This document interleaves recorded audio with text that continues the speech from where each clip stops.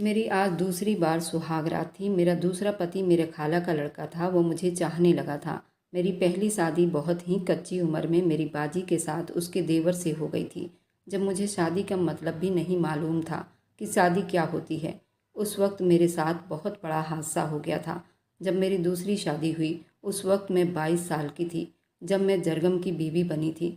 जरगम बहुत ही अच्छा इंसान था। वो मन ही मन मुझसे मोहब्बत करने लगा था। मेरे साथ जो हादसा हुआ था वो मैं कभी जीवन में नहीं भुला सकती थी। जरगम मेरे घाव पर धीरे धीरे मरहम रखना शुरू कर दिया, तो मैं धीरे धीरे अपनी नई जिंदगी की तरफ आ रही थी। आखिरकार वह दिन भी आ गया जब जरगम ने मुझे प्रपोज किया था, जबकि मैंने उसका प्रपोजल एक्सेप्ट नहीं किया था। लेकिन उसने धीरे धीरे मेरे अंदर के भरे नफरत को मिटाने लगा था, क्योंकि मुझे शादी के नाम से ही बहुत चिढ़ थी और मैं कभी दूसरी शादी नहीं करना चाहती थी। लेकिन जरगम ने अपनी मोहब्बत से मुझे दूसरी शादी के लिए मना लिया था। आज मेरी सुहागरात थी और मुझे इसका मतलब अच्छे से पता था। अब मैं पूरे 22 साल की हो चुकी थी।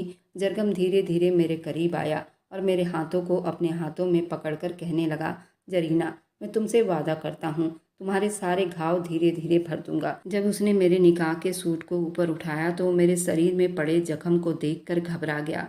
उस वक्त उस जख्म में घाव तो नहीं था, लेकिन बहुत गहरा निशान था। जरगम ने कहा, वह इंसान था या जानवर? कोई जानवर भी इस तरह नहीं कर सकता। जरीना, तुम बहुत हिम्मत वाली हो। मेरा तो मन कर रहा है कि मैं तुम्हारे पहले पति का खून ही कर दूं। उसे जीने का कोई हक नहीं है। वह इंसान नहीं, जानवर है। जरगम की बातें सुनकर मेरे आंखों से पानी आने लगा था। जरगम ने मुझे बड़ी धीरे धीरे समेटा। जरगम कहने लगा, जरीना, मुझे माफ़ करना। मैंने तुम्हारी पुरानी यादों को ताज़ा कर दिया है।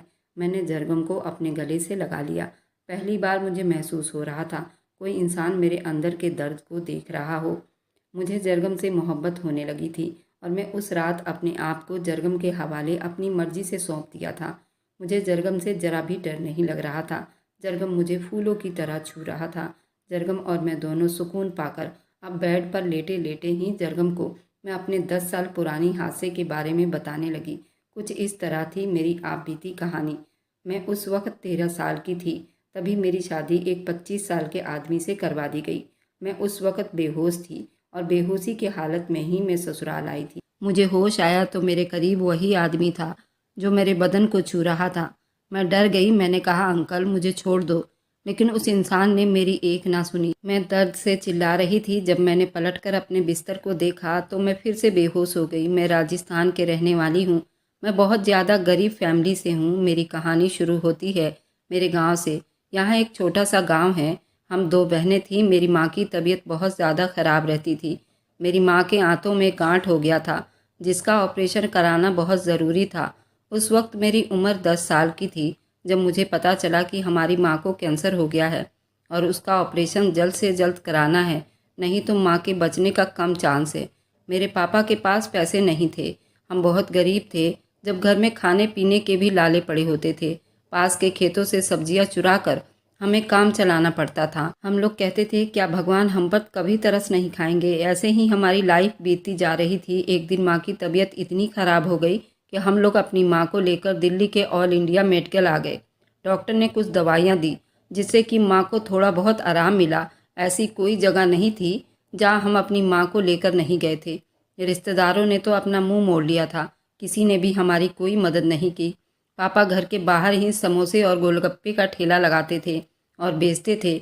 उनमें से जो भी पैसे आते थे उसे ही हमारा घर का गुजारा चलता था। हम अपनी माँ को दिल्ली से घर ले आए थे। इसी तरह से हमारा टाइम बीतता जा रहा था। देखते देखते 3 साल हो गए थे। मैं 14 साल की हो गई थी। एक दिन पड़ोस वाली आंटी मेरे घर आई माँ से मिलने। आंटी ने पापा से कहा, पास के गांव से एक रिश्ता आया है दर्शना के लिए। मेरे पापा तो बहुत खुश हो गए थे। माँ भी बेचारी सोचने लगी, चलो मेरे मरने से पहले मेरी बेटियों की शादी हो जाएगी। मैं भी बहुत खुश थी। पापा थोड़ा सा टेंशन में आ गए थे। शादी के लिए हमारे पास पैसे तो नहीं थे, लेकिन किसी तरह से पापा ने उस आंटी को कह दिया कि ठीक है, हम रिश्ते के लिए तैयार हैं, लेकिन लड़का क्या करता है? आंटी ने कहा, उसकी फिक्र आप मत करो भाई साहब, लड़का बहुत ही अच्छा काम करता है, विदेश में स्टोर मैनेजर है और लड़के के पापा का अपना दुकान है। पापा ने कहा, ठीक है, लड़के वालों को मैं कह देती हूँ कि वे लोग आकर ब्याह कर दर्शना को ले जाए। पापा कहने लगे, जैसा वे लोग चाहेंगे वैसा ही होगा। आंटी कहने लगी, वे लोग 15 दिन के अंदर अंदर ही शादी करना चाहते हैं, क्योंकि उनका बेटा विदेश से आया हुआ है और फिर 3 महीने के बाद वापस भी चला जाएगा। पापा किसी तरह तैयार हो गए। पापा गांव के कुछ लोगों से मदद मांगी तो उन्होंने 1 लाख रुपए का इंतजाम किया। इसी तरह शादी के सारे चीज़ों का बंदोबस्त हो गया। मैं भी खुश थी, आज बारात आने वाली थी। मेरी बाजी की आज शादी हो जाएगी, मैं ये सोचकर ही खुश थी। जब बारात दरवाजे पर आई तो मैं दूल्हे को देखने चली गई, लेकिन ये क्या, यहाँ तो सिर्फ बाजी की शादी थी और दूल्हे मुझे 2 नज़र आ रहे हैं। अपनी बाजी के पास गई और बोली, दर्शना बाजी, आपके दूल्हे 2 हैं। मैंने देखा बारात आ गई है। बाजी कहने लगी, अरे पागल हो गई हो क्या, दूल्हा एक ही होगा, वे कोई और होगा। मैंने कहा, नहीं बाजी, मैं सच कह रही हूँ। मैं सोच में पड़ गई। पापा जल्दी से मेरे पास आए और कहने लगे, जरीना तुम भी तैयार हो जाओ, बड़ी बाजी को भी तैयार करके स्टेज पर ले आओ। मैंने कहा, ठीक है पापा। मैं बाजी को स्टेज पर लेकर गई। पड़ोस वाली आंटी आई और बाजी को दूल्हे के पास बिठा दिया और मैं उस तरफ चली गई जिधर खाना पीना मिल रहा था। लोग खाना खा रहे थे और मैं भी खुश थी। खाना खाने लगी। मुझे तो पता भी नहीं था आज मेरी भी शादी है और मैं अपनी ही शादी का खाना खा रही हूँ। मैंने पेट भरकर खाने खाए और इधर उधर खेलने लगी और खेलते हुए स्टेज तक आई बाजी की शादी देखने के लिए। अचानक से आंटी मुझे पकड़कर बोली, तुम इधर क्यों खड़ी हो, जाओ दूसरा दूल्हा तुम्हारा है, उसके साथ बैठो। आंटी ने ज़बरदस्ती उसके बगल में बिठा दिया। मैं बोली, आंटी ये क्या कह रही हैं आप। आंटी बोली, अरे पागल लड़की, आज तुम्हारी भी तो शादी है, तुम्हें पता नहीं, तुम्हारी बाजी के साथ साथ तुम्हारी भी शादी है। ये सुनकर तो मेरा दिमाग ही काम नहीं कर रहा था। मैं करूँ तो क्या करूँ, क्योंकि मैं इतनी छोटी थी। मेरी उम्र सिर्फ और सिर्फ 13 साल की थी। मेरी तो अभी तक पीरियड भी नहीं आते थे, फिर मेरी शादी कैसे हो सकती थी। मैंने जल्दी से आंटी का हाथ छोड़कर पापा के पास गई। मैंने पापा से कहा, ये सब क्या है। पापा, मेरी शादी भी, शादी तो बाजी की थी ना, फिर मेरी शादी क्यों की जा रही है। आंटी ये क्या कह रही हैं, मेरी शादी भी है क्या। आंटी सच कह रही हैं मेरी प्यारी बेटी। पापा कहने लगे, हाँ बेटा, तुम्हारी भी आज ही शादी है। मेरी बच्ची, ये मेरी मजबूरी है, तुझे शादी करनी ही पड़ेगी। ये तेरी माँ भी चाहती है और हाँ, तेरी माँ को भी पता है कि आज तुम्हारी और बड़ी बाजी दोनों की शादी है। बेटी मुझे माफ़ कर दे और मेरे लिए और अपनी माँ के लिए ये शादी कर लो। मैं अपने पापा के आंसू देख नहीं सकती थी।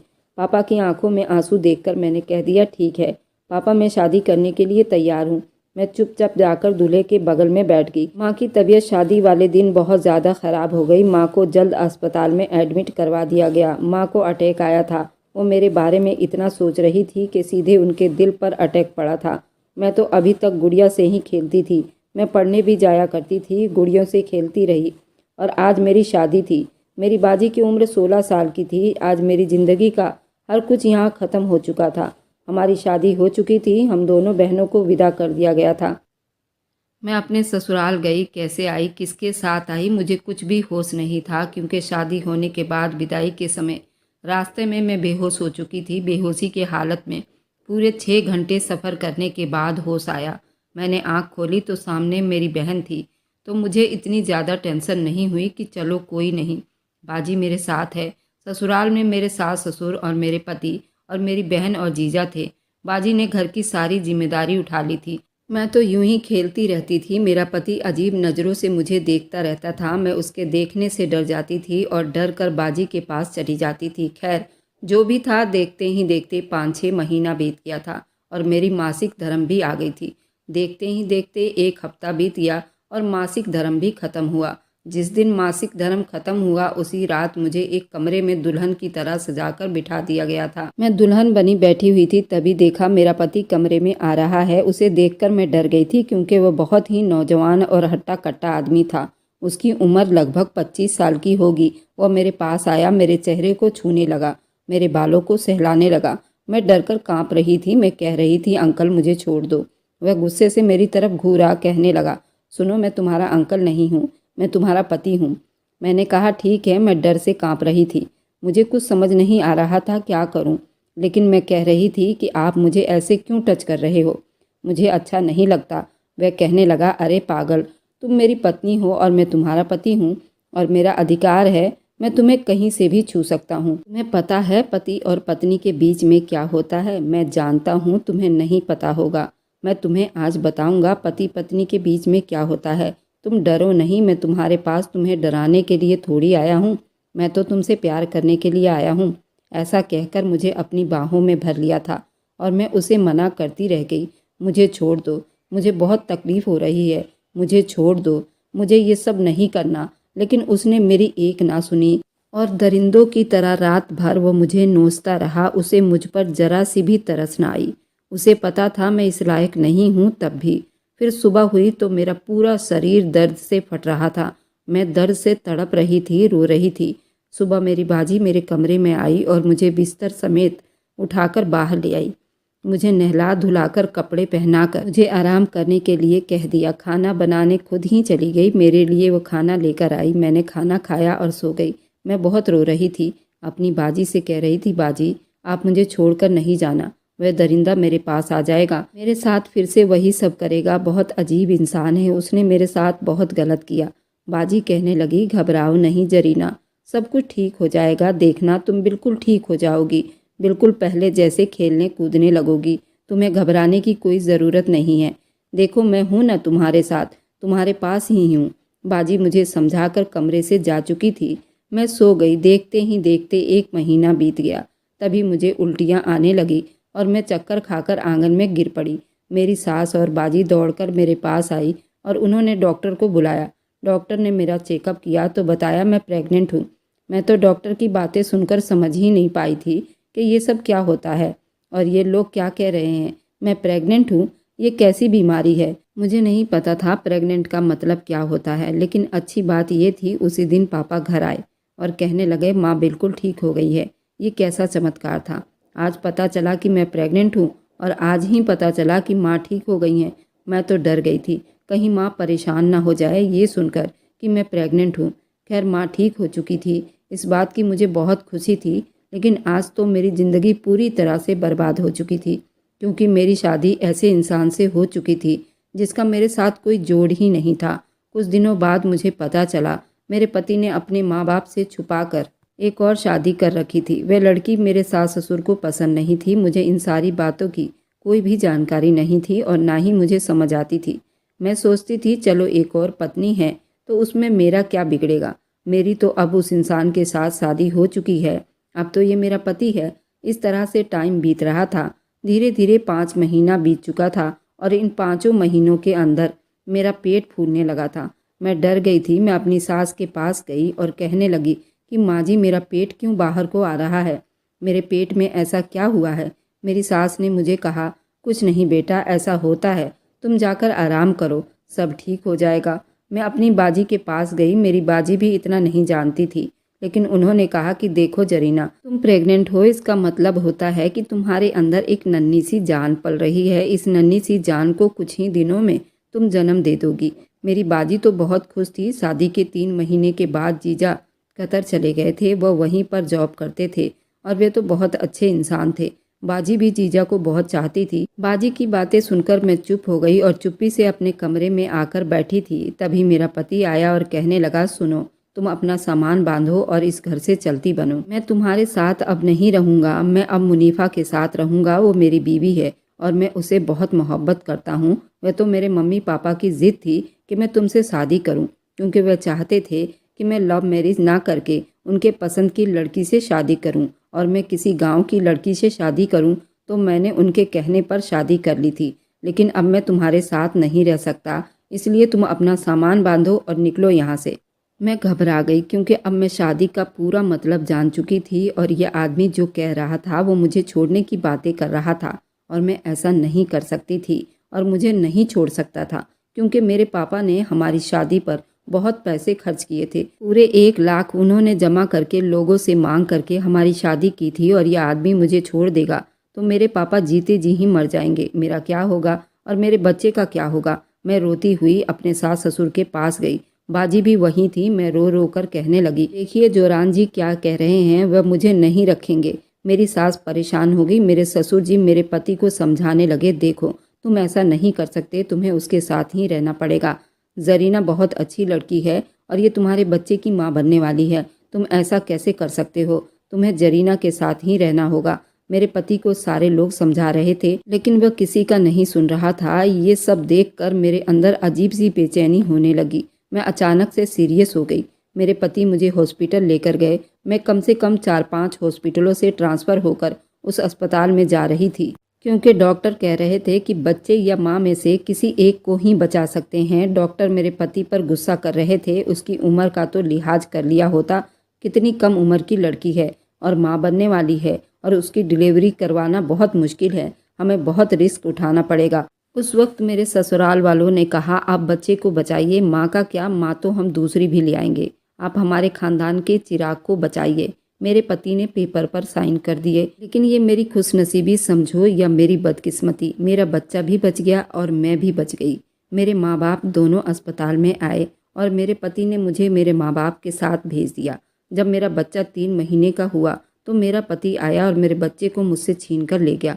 मेरा पति कहने लगा, जरीना, मैं तुम्हारे साथ नहीं रहूँगा, मैं अपनी पहली पत्नी के साथ रहूँगा और अपने बच्चे को मैं उसी के गोद में डाल दूँगा। मेरा पति मेरा 3 महीने का बच्चा छीन कर ले गया। पापा जब घर आए तो मैंने अपने पापा को रो रो कर बताया। माँ भी रो रही थी। मेरे पापा मुझे समझाने लगे, कहने लगे, जरीना, तुम परेशान ना हो, तुम्हारे ससुराल वाले पढ़े लिखे लोग हैं, वे अच्छे लोग हैं। हो सकता है वे लोग नाराज हो तुमसे, इसलिए ऐसा कर रहे हो। ऐसा करो, तुम वापस अपने ससुराल चली जाओ और वहाँ पर जाकर सबको मनाओ। तुम्हारे ससुराल वाले ज़रूर मान जाएंगे। पापा ने मुझे मेरे ससुराल पहुँचा दिया और दरवाजे से ही पापा ये कहकर चले आए कि बेटी, अपनी बाप की इज्जत बचाना और अपना परिवार बचाना तुम्हारा काम है। इन मामले में मैं नहीं बोल सकता। तुम देखो, अपने घर को टूटने से बचा लो और देखो ससुराल वाले के ताने चुप्पी से बर्दाश्त कर लेना। मैंने कहा, ठीक है पापा। इतनी छोटी सी उम्र में मुझे इतनी सारी मुश्किलों का सामना करना पड़ रहा था। मैं इतने कम उम्र में 14 साल की उम्र में ही माँ बन गई थी। मैं बदकिस्मती से बच गई थी। मैं अपने बच्चे के लिए यहाँ रहने के लिए मजबूर थी। माँ बनना किसे कहते हैं, मुझे आज एहसास हुआ था। मुझे मेरे बच्चे के साथ रहना था। मैं ससुराल पहुँची तो सीधे अपने कमरे में अपने बच्चे के पास गई। मैंने अपने बच्चे को गोद में उठा लिया, सीने से लगा लिया। उस वक्त मेरा पति मेरे कमरे में ही था। उन्होंने दरवाज़ा बंद किया, बच्चे को खींचकर बेड पर रख दिया। उन्होंने मुझ पर हाथ उठाया और बेल्ट निकालकर मेरे बदन पर बेल्ट मार मार कर उसने मेरे प्राइवेट पार्ट पर भी इतना मारा कि मैं तड़प उठी थी। बाहर मेरे सास ससुर दरवाज़ा खोलने को कह रहे थे। मेरी बहन भी चिल्ला रही थी, रो रही थी। मैं अपने पति से हाथ जोड़ रही थी, प्लीज़ मुझे इस घर से मत निकालो। मैं अपने बच्चे के साथ रह लूँगी। मैं आपकी दूसरी पत्नी भी बर्दाश्त कर लूँगी। मुझे इसी घर में थोड़ी सी जगह दे दो। लेकिन वह जल्लाद नहीं माना और मुझे घसीटता हुआ घर से बाहर निकाल दिया। मैं रोती हुई घर से बाहर निकल गई। अब मैं अपनी किस्मत को कोस रही थी। मैंने खुद को मारने की कोशिश भी की। मैंने सोच लिया था कि आज मैं अपनी ज़िंदगी ख़त्म कर लूँगी, लेकिन बदकिस्मती से मैं मर भी तो नहीं पाई। मेरी बहन को भी मुझ पर किया हुआ जुल्म बर्दाश्त ना हुआ। वह भी उस घर को छोड़कर चली आई। मैं थाने गई, लेकिन मेरी किसी ने ना सुनी। मैंने पुलिस वाले से रिक्वेस्ट किया, लेकिन उसने कोई जवाब नहीं दिया था। उसने कहा कि देखो, केस मत करो क्योंकि तुम लोग इतने अमीर नहीं हो। केस मुकदमा बहुत पैसा लगेगा। तुम गरीब लोग हो, तुम्हारा कोई साथ देने वाला नहीं। मैं भी कुछ नहीं कर सकता क्योंकि वह पैसे देकर केस जीत जाएंगे। इसलिए ऐसा करो, तुम मुझसे बात कर लिया करो। ये सुनकर मेरे रोंगटे खड़े हो गए। मैंने कहा, ठीक है साहब, आपको जो कहना था वह कह दिया। मुझे क्या करना है आपको बताने की ज़रूरत नहीं है। मुझे उस इंसान के साथ अब नहीं रहना है, लेकिन आपसे रिक्वेस्ट है कि मेरे बच्चे को मुझे दिलवा दो। और वह पुलिस कहने लगा, बच्चा तुम्हें नहीं मिल सकता। वह बच्चा तुम्हारे पति को ही दिया जाएगा क्योंकि उसका पालन पोषण वह अच्छे से कर सकता है। तुम तो अभी 15-16 साल की बच्ची हो और तुम्हारा बच्चा तभी मिल सकता है जब तुम 18 साल की होगी। मैं पुलिस वालों के हाथ जोड़ने लगी। मैं बोली, साहब कुछ भी करो लेकिन मुझे मेरा बच्चा दिलवा दो। वकील कहने लगा, ठीक है, मैं कोशिश करता हूँ। मैं पूरी कोशिश करूँगा कि बच्चा तुम्हें मिले। बस तुम 1 लाख का इंतज़ाम करो। मैंने 1 लाख का इंतज़ाम कर लिया और वकील और पुलिस को दे दिया। लेकिन मेरी बदकिस्मती यहाँ भी देखो रंग ले आई। मैं केस हार गई और बच्चा मेरे पति को मिल गया। मैं अपने पति के सामने हाथ जोड़कर खड़ी थी कि बच्चा मुझे दे दो। उसके पैर पड़ गई, उससे भीख मांगने लगी। मैंने उससे कहा कि मुझे मेरा बच्चा दे दो प्लीज़। वह बिना माँ के मर जाएगा, अभी बहुत छोटा है, उसे मेरी ज़रूरत है। लेकिन उस इंसान को उस मासूम बच्चे पर ज़रा सा भी तरस नहीं आया और सीना चौड़ा करके कहने लगा, देखो माँ का इंतज़ाम तो मैंने कर लिया है।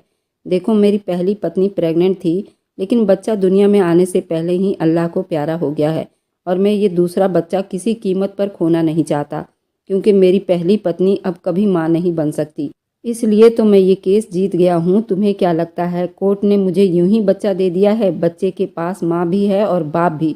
तुम्हें ज़्यादा बच्चे की फ़िक्र करने की ज़रूरत नहीं। वकील का कहना था बच्चा आपको नहीं मिल सकता। एक तो आपकी उम्र 18 साल की नहीं हुई, लेकिन आप बहुत छोटी हैं, आप बच्चे की जिम्मेदारी नहीं उठा सकती। उनका ये कहना था कि मैं वहीं बेहोश होकर ज़मीन पर गिर गई।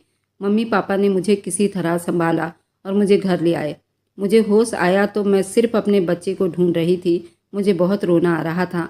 मैं दीवारों में सर दे देकर अपने आप को मार देने की कोशिश कर रही थी। मुझे मेरा बच्चा बहुत याद आता था। इसी तरह से करते करते काफ़ी दिन बीत गया। पापा ने मुझे रिश्तेदार के घर भेज दिया। मैं खाला के घर आ गई। मैं यहाँ खाला के घर 4 साल तक रही। खाला का एक बेटा जरगम था। जरगम मुझे बहुत ज़्यादा अच्छा लगता था। वह पढ़ा लिखा था। मेरी सारी हकीकत उसे पता थी। मैंने अपने बीते हुए कल के बारे में उसे सब कुछ बता दिया था। जरगम हर समय मुझे हंसाने की कोशिश करता। जरगम बहुत अच्छा लड़का था। वह अच्छी नौकरी भी करता था। उसकी इनकम भी काफ़ी अच्छी थी। उसने मेरे आगे की पढ़ाई कंप्लीट करवाई। मैं यहाँ बहुत खुश थी। पापा से बात करती रहती थी। पापा को बताती थी कि मैं यहाँ पर बिल्कुल ठीक हूँ।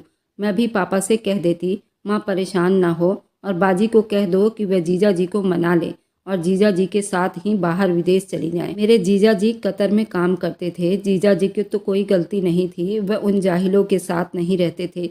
मेरे कहने पर बाजी ने जीजा जी के साथ रहने का फैसला कर लिया। जीजा जी बाजी को विदेश कतर ले गए। वह अपनी ज़िंदगी में खुश रहने लगी। मुझे भी बहुत खुशी हुई थी क्योंकि मेरी वजह से बाजी वह घर छोड़कर आ गई थी। बाजी ने कहा कि मैं उस घर में वापस नहीं जाऊंगी। जीजा जी तैयार हो गए और उन्होंने बाजी को कतर में ही बुला लिया। खैर अब मेरे मम्मी पापा भी अच्छे से रह रहे थे। मैं उनसे बात करती रहती थी। इधर जरगम और मेरी खाला पूरी कोशिश करते थे कि मैं अपनी पुरानी यादों को भूल जाऊं। मेरे साथ जो भी हुआ वह मैं सब कुछ भूल जाऊं। लेकिन मैं कैसे भूल सकती थी वे सारी बातें, मैं वह सारे हालात जो मेरे साथ बीते थे, जो जख्म आज भी मेरे बदन में मौजूद हैं। एक दिन मैं रो रही थी, तभी जरगम मेरे पास आया और कहने लगा, जरीना तुम बुरा ना मानो तो एक बात बोलूं? मैंने जरगम से कहा, हाँ बोलो, क्या कहना चाहते हो? जरगम कहने लगा कि तुम्हें अगर दोबारा शादी करने का मौका मिले तो तुम क्या करोगी? मैंने कहा, बिल्कुल नहीं, मुझे नफ़रत है शादी के नाम से। मैं अपनी ज़िंदगी में कामयाबी हासिल करना चाहती हूँ। मैं अपने पैरों पर खड़ा होना चाहती हूँ। खाला ने कहा, ठीक है जरीना, अच्छी बात है, लेकिन अगर तुम्हें अच्छा लड़का मिले तो क्या तुम शादी नहीं कर सकती जरीना? मैंने कहा, बिल्कुल नहीं। अच्छे तो वे लोग भी थे, पढ़े लिखे थे, लेकिन क्या हुआ? बाद में जब हकीकत सामने आई तो मेरे साथ क्या हुआ? इतनी छोटी सी उम्र में मैंने बहुत कुछ देखा है। मुझे शादी के नाम पर डर लगता है। जरगम कहने लगा, जरीना तुम क्यों डरती हो? मैं हूं ना तुम्हारे साथ। देखो तुम बुरा ना मानो, क्या तुम मुझसे शादी कर सकती हो? जरगम की ऐसी बातों ने मेरे रोंगटे खड़े कर दिए थे। ये कैसे हो सकता है? जरगम मेरे बारे में हर कोई जानता था और इतना कुछ जानते हुए जरगम मुझसे शादी कैसे कर सकता था? जरगम एक बहुत अच्छा लड़का है। उसे तो कोई भी लड़की मिल सकती है और इतना अच्छा नौकरी करता है।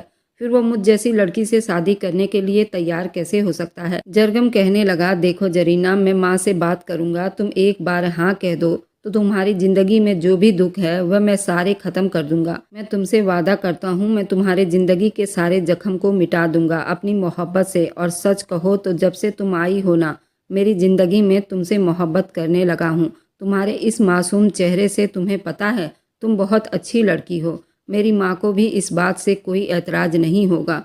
मैं माँ को मना लूँगा। मैंने जरगम से कहा, नहीं ऐसा नहीं हो सकता, मैं तुमसे शादी नहीं कर सकती हूँ, कभी नहीं।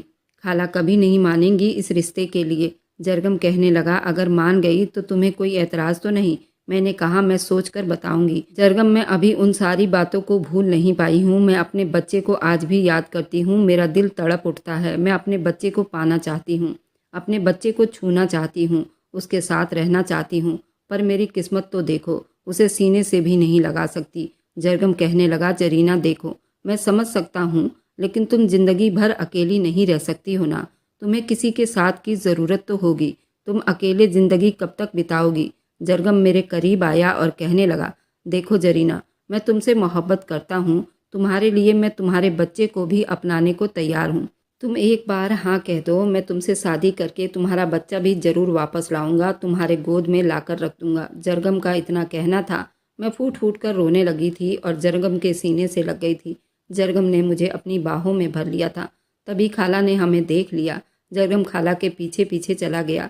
अपने कमरे में जाकर खाला को पूरी कहानी सुनाई कि मैं जरीना से मोहब्बत करने लगा हूँ। जरगम ने पूरी कोशिश की खाला को मनाने की। खाला ने कहा, जरगम मुझे तो जरीना बहुत पसंद है और मैं जरीना को अपनी बहू भी बनाना चाहती थी, लेकिन मुझे डर था कहीं तुम मुझसे नाराज़ ना हो जाओ। जरगम ये बात सुनकर खाला के सीने से लग गया था। खाला और जरगम मेरे कमरे में आए। खाला ने कहा, जरीना मेरी बच्ची, तुम्हें बहुत दुख मिले हैं। मैं चाहती हूँ तुम जरगम से शादी कर लो और अपनी ज़िंदगी की नई शुरुआत करो। तुम अपने सारे परेशानियों और दुखों को भूल जाओ, अपनी सारे बीते हुए पल को भूल जाओ और अपनी ज़िंदगी की नई शुरुआत करो। मैं अपने खाला के सीने से लग गई और मैं इस रिश्ते के लिए तैयार हो गई। खाला ने माँ को और पापा को भी बुला लिया। पापा ने हमारी शादी बड़ी धूमधाम से करवाई। आज मैं जरगम की दुल्हन बनकर उसके कमरे में बैठी हुई थी। जरगम मेरे करीब आया और उसने मुझे अपनी बाहों में भर लिया, अपनी मोहब्बत से मुझे भिगो दिया। आज मैं बहुत खुश थी। धीरे धीरे वक्त इसी तरह बीत रहा था और 4 महीने बीत गए। एक दिन जरगम मेरे पास आया और कहने लगा, जरीना चलो, हमें इलाहाबाद जाना है। इलाहाबाद का नाम सुनकर ही मेरी रूह काँप उठी। जरगम कहने लगा, चलो, मैंने वादा किया था ना, मैं तुम्हें तुम्हारे बेटे से ज़रूर मिलवाऊंगा। जरगम के साथ इलाहाबाद गई क्योंकि यहाँ इलाहाबाद में ही जरगम की ड्यूटी थी। वो पोस्ट ऑफिस में पोस्टमैन था। उसको एक सरकारी फ्लैट मिली हुई थी, वहीं पर मुझे ले गया। हम दोनों वहाँ पर बहुत हंसी खुशी ज़िंदगी बिताने लगे। 2 साल के बाद मैं प्रेग्नेंट हो गई और यहाँ इलाहाबाद के अस्पताल में मेरा इलाज चल रहा था। जो बच्चा मेरे पेट में था वो बहुत कम मूवमेंट करता था और समय समय पर मेरा चेकअप भी होता रहता था। डॉक्टर ने मुझे बेड रेस्ट बताया था। मेरी खाला भी यहाँ मेरे साथ आ गई थी क्योंकि मुझे देखने वाला कोई नहीं था। खाला मेरी बहुत देखभाल कर रही थी और जरगम भी मेरी बहुत ख्याल रख रहा था। मेरी ज़िंदगी तो बहुत खुशगवार बीत रही थी। मेरा 9वां महीना चल रहा था। अस्पताल वालों ने मुझे 15 दिन पहले ही एडमिट करवा लिया था क्योंकि मुझे बड़ा ऑपरेशन से बच्चा होना था। मैं यहाँ के वार्ड में टहल रही थी, तभी मेरी नज़र एक आदमी पर पड़ी जो कि बहुत परेशान दिखाई दे रहा था। शायद मैं उस आदमी को अच्छी तरह से पहचान सकती थी क्योंकि वह आदमी कोई और नहीं, मेरा पहला पति जोरान था। वह काफ़ी परेशान दिखाई दे रहा था। ऐसा लग रहा था जैसे अभी रो देगा। कुछ ही दूरी पर मैंने जोरान के माँ बाप को भी देखा। जब उन दोनों को देख लिया तो मैंने अपने आप को छुपाना चाहा क्योंकि मैं नहीं चाहती थी कि मैं उन लोगों के सामने जाऊं। मुझे उन लोगों से सख्त नफरत थी। डॉक्टर के काउंटर पर पता किया तो डॉक्टर ने जो बात बताई, मेरे पैरों तले से ज़मीन निकल गई थी।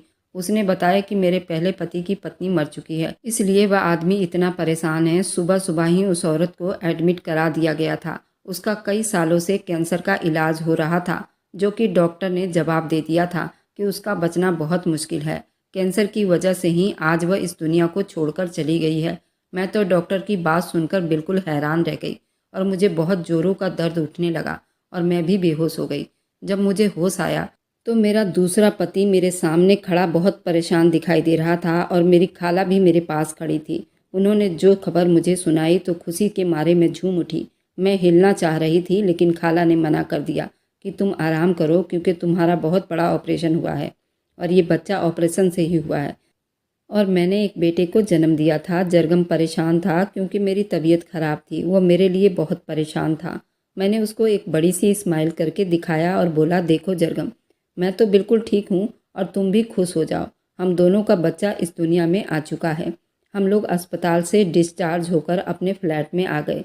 तब मैंने खाला को और अपने पति को वह सारी बात बताई जो मैंने हॉस्पिटल में सुना था। फिर मैंने अपने बाजी को भी फ़ोन मिलाया और उनसे भी बात की और उनको खुशखबरी भी दी और जो मैंने हॉस्पिटल में देखा था वह बात बिल्कुल सच थी। मेरे पहले पति की पत्नी मर चुकी थी, अब उसका बहुत बुरा हाल था। मेरी बहन भी कतर से इलाहाबाद आ चुकी थी, वह भी मुझसे मिलना चाह रही थी। मेरी बहन मेरे बेटे को लेकर मुझसे मिलने आई। मैंने अपने बेटे को देखकर अपने कलेजे से लगा लिया। मेरा बेटा अब काफ़ी बड़ा हो चुका था, वह पूरे 9 साल का हो गया था। वह मुझे बिल्कुल नहीं जानता था। उसको देखकर ऐसा नहीं लग रहा था कि वह बिन माँ के पला है। वह तंदुरुस्त था, खूबसूरत था और बहुत उदास था। मैंने उससे उदास होने की वजह पूछी तो वह बहुत रो पड़ा और बोला कि मेरी माँ इस दुनिया में नहीं है। मुझे मेरी माँ बहुत याद आ रही है। मैं उस बच्चे को क्या बताती, मैं उसकी असली माँ थी, लेकिन मैंने कुछ नहीं कहा। उसको सीने से लगाकर बड़ा सुकून महसूस किया। मेरी बाजी ने बताया, मेरा पहला पति जोरान अपने किए पर बहुत शर्मिंदा है। उसने कहा है कि तुम्हारी बद्दुआ मेरी पहली पत्नी को खा गई है। वह तुमसे माफ़ी मांगना चाहता है। वह तुम्हें फिर से अपनाना चाहता है, लेकिन उसे क्या पता कि तुम्हारी शादी हो गई है और तुमने एक बच्चे को जन्म भी दे दिया है। जब उसे ये खबर मिलेगी तो वह और ज़्यादा टूट जाएगा और मैं उसे ये खबर ज़रूर सुनाऊंगी। तुम्हारे बेटे को तो मैं पाल लूँगी, क्योंकि मेरी अभी तक कोई औलाद नहीं हुई है। तुम्हारे जीजा कहते हैं कि मैं इसे अपनी औलाद से बढ़कर मानूंगा।